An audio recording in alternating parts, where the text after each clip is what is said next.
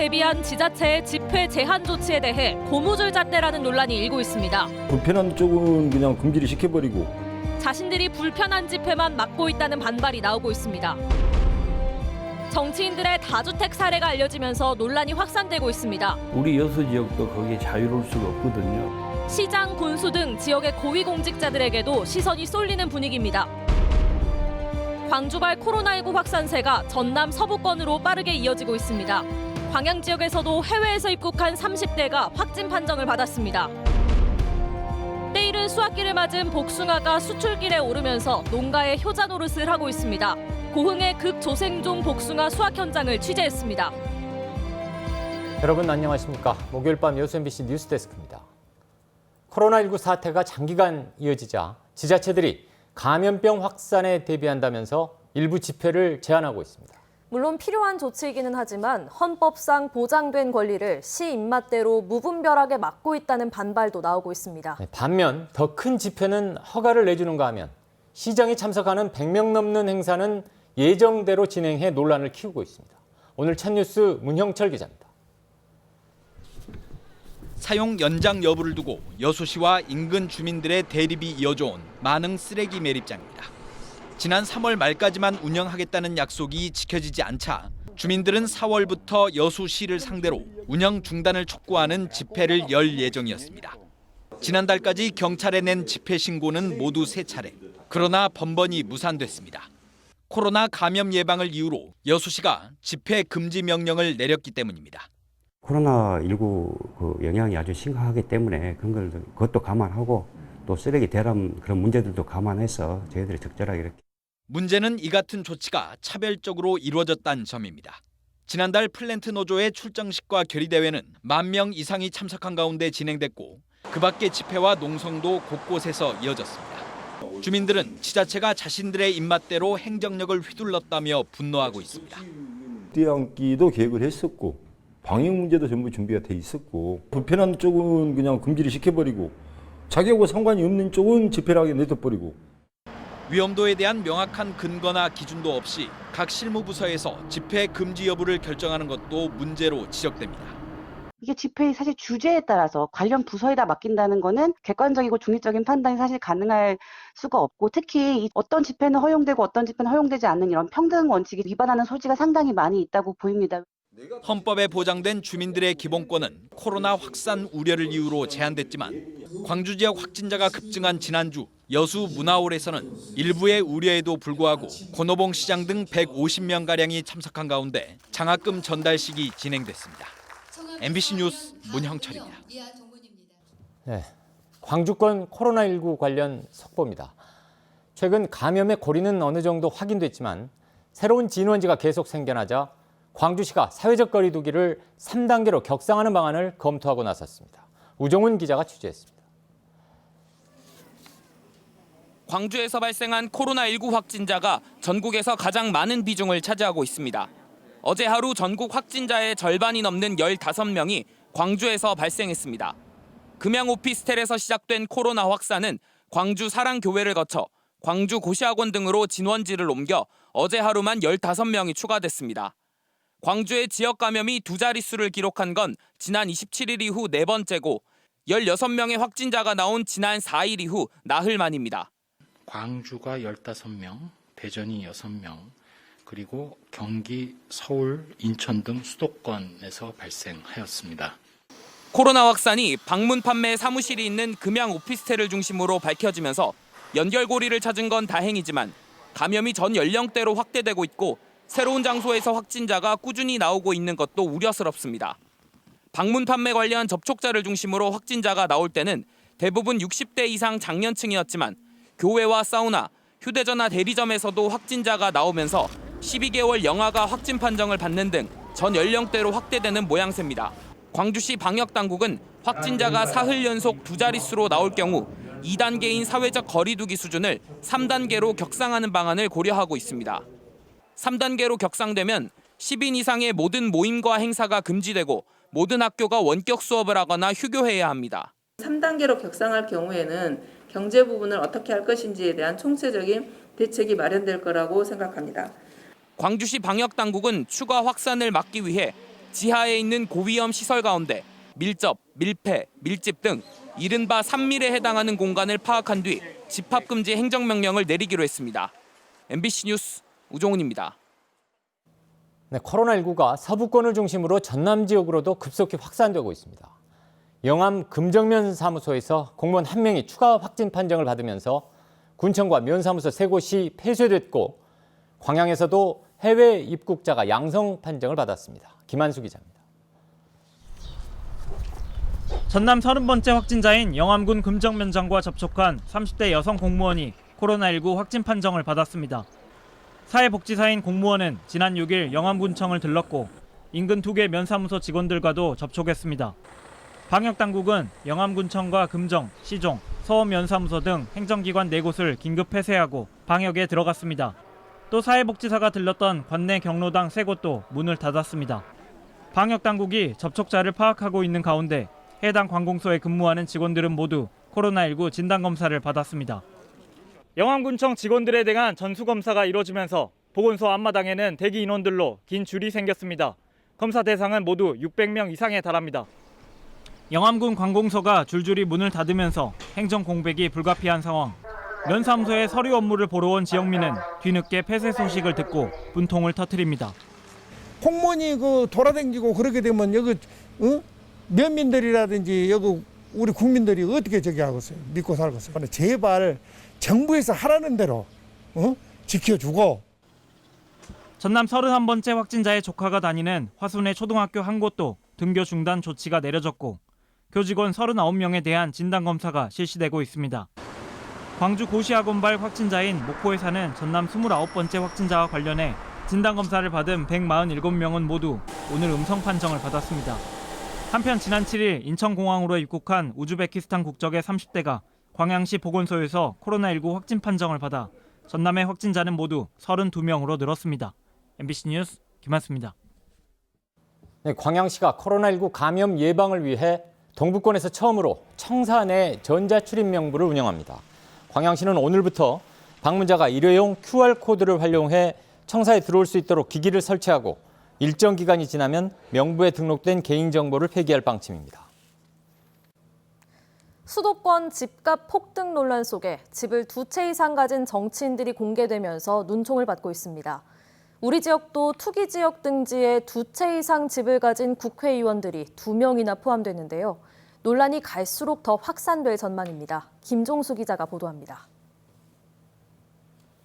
보다 강력한 그런 여러 가지 이 방안들을 계속 강구해서라도 반드시 부동산 가격을 잡겠다는 말씀을 드리고, 그러나 고위공직자와 여당 국회의원들의 다주택 현황이 알려지면서 정부 정책에 찬물을 끼얹고 있습니다.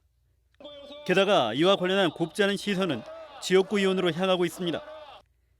우선 주철현 의원이 서울 반포구와 여수시에, 김혜재 의원은 서울 송파구와 용산구에 주택을 보유하고 있었습니다. 해당 의원들이 이사와 가족 거주 등의 이유로 주택을 보유하게 됐다며 조만간 처분 의사를 분명히 했지만 이들의 의지와 행동에 따라 정책의 체감도가 달라질 것이라는 지적은 새겨들어야 할 부분입니다. 특히 김혜재 의원의 경우 부동산 정책에 관여하는 국토위에서 활동하고 있어 이해 충돌을 우려하는 목소리도 커지고 있습니다. 해당 정책으로 인해 여러 가지 수혜를 입을 수 있는 상황이라면 또 불필요한 오해나 또 문제를 일으킬 수 있기 때문에 사전에 이걸 차단하기 위한 절차가 좀 필요하다고 보여지는 것이고, 지역민들 역시 정부 여당의 부동산 대책에 공감하기 위해 책임 있는 자세가 선행돼야 한다고 강조합니다. 주거 안정과 관련해 엇나간 행보를 보일 경우 가뜩이나 집값 상승으로 애를 먹고 있는 유권자들의 반감을 살 수 있기 때문입니다. 투기 지역으로는 선정되진 않았지만은 앞으로 우리 여수 지역도 거기에 자유로울 수가 없거든요. 모범을 보임으로 해서 심리적으로 우리 여수 지역의 어떤 투자에 대한 좋은 영향도 끼치지 않을까. 한편 관내 국회의원들 가운데 소병철, 김승남 의원은 각각 서울 송파구와 광주 북구의 1주택을, 서동영 의원은 경기 의왕시에서 전세권을 보유해 무주택자로 조사됐습니다. MBC 뉴스 김정수입니다. 전남의 의대 신설 문제는 도내에서 지역을 먼저 결정해야 검토한다는 정부 방침이 일부 보도를 통해 전해져 논란이 예상됩니다. 한겨레신문은 오늘 정부의 의료 인력 확대 방안 자료를 인용해 광역자치단체 가운데 유일하게 의대가 없는 전남 지역의 의대 신설 문제는 전남도 내부에서 지역을 결정한 뒤에 별도 검토하기로 했다고 보도했습니다. 그러나 전남도와 순천, 목포시, 순천대와 목포대 등은 지난 5월 의대 유치 공동협력 협약을 통해 도내에 먼저 유치한 뒤 지역을 결정하자고 약속한 상태여서 혼란이 예상됩니다. 보건복지부는 보도 내용에 대해 확정된 바 없다는 입장이지만 지자체와 민간유치위원회 등이 선제적으로 정부와의 협의와 공감대 형성에 나서야 한다는 관측이 나오고 있습니다. 제7대 여수시의회 후반기 의장단이 첫 공식 외부 활동으로 여수 수산물 특화시장 상인들과 면담을 가졌습니다. 전창곤 의장과 김종길 부의장 등 10여 명은 오늘 여수시청 내 농성 현장을 방문해 상인들의 입장을 듣고 분쟁이 해결될 수 있도록 의회 차원에서 노력하겠다고 밝혔으며 여수시에도 적극적인 행정을 주문했습니다. 의장단은 이어 보건소에 마련된 코로나19 방역대책본부를 찾아 재확산 방지 대책 등을 논의했습니다. 도로가와 주택의 사고 위험이 있어 보입니다.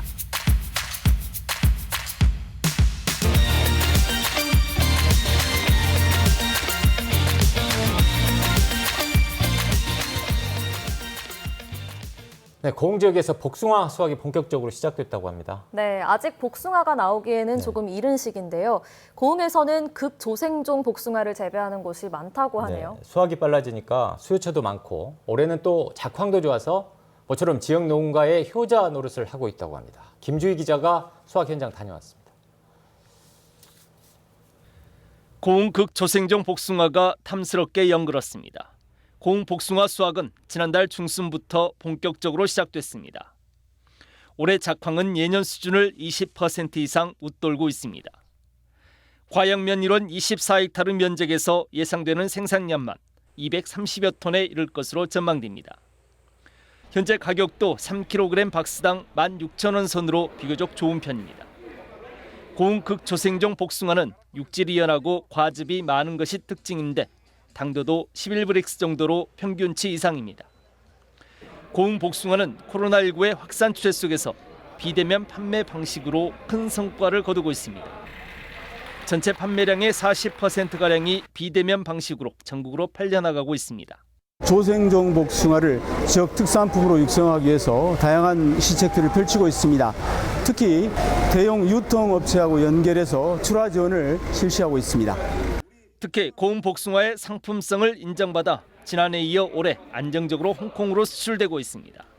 작년부터 홍콩에 수출하게 됐는데 끊임없는 계속 그 콜로 인해서 저희가 적당한 단가에 계속 공급처를 될 수 있다는 자체가 좋아서 계속 수출에 임하도록 하고 올해 예상 수출량은 15톤 정도로 지금 예상하고 있습니다. 고흥 극조생종 복숭아가 코로나19 속에서도 지역 농가 소득 증대에 기여하는 지역의 특화 작목으로 성공적으로 자리매김하고 있습니다. MBC 뉴스 김주희입니다. 내일부터 전남 지역 53개 해수욕장이 차례로 개장합니다. 전남에서는 여수, 웅천, 친수해변 등 15개 해수욕장이 안심 예약제를 도입했으며 예약제가 아닌 38개 해수욕장에서도 발열 체크와 손목 밴드 착용 등 방역 활동이 이루어집니다. 해수욕장 예약제는 도청과 시군, 바다여행 누리집을 통해 이용 날짜와 시간대를 미리 지정하는 것으로 인원에 따라 현장 접수도 가능합니다. 전남과 경남의 해상 경계에 대한 권한쟁의 심판의 최종 변론이 오늘 헌법재판소에서 진행됐습니다. 이 자리에서 전라남도와 여수시는 과거 대법원이 헌재의 해상 경계선을 유효하다고 판단했고 기존의 경계선을 무시하고 등거리 원칙을 적용하면 모든 지자체가 혼란을 겪게 된다며 경상남도와 남해군의 청구를 기각해야 한다고 주장했습니다. 김회재 의원도 오늘 보도자료를 통해 전남 지역 어민들이 삶의 터전을 잃어서는 안 된다며 국토부와 해수부 등 관계부처가 명확한 입장을 내놔야 한다고 강조했습니다. 오늘 고흥군 금산면 우두리 해역에서 적조방제 모의 훈련이 개최됐습니다. 오늘 훈련은 드론과 정화선, 해경 방제선 등 32척의 선박을 동원해 황토살포와 양식어류의 긴급 방류 등 적조 초동 조치를 포함한 양식장 피해 예방에 집중됐습니다. 청암대학교 교수노조가 학교법원의 이사 승인 요구를 거부해 줄 것을 교육당국에 촉구했습니다.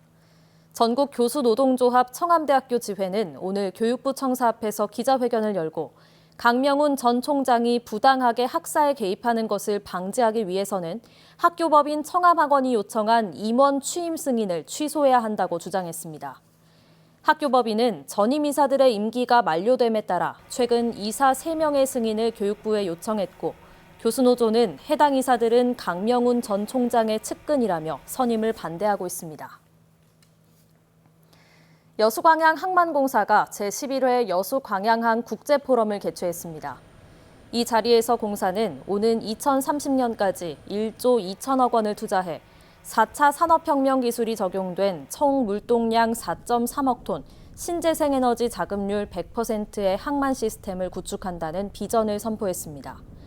산학연 전문가들이 참여한 이번 포럼은 사회적 거리두기 2단계 실행 방안에 맞춰 전면 온라인으로 진행됐으며 공사는 온라인 개최로 절감된 비용을 기부할 예정이라고 밝혔습니다.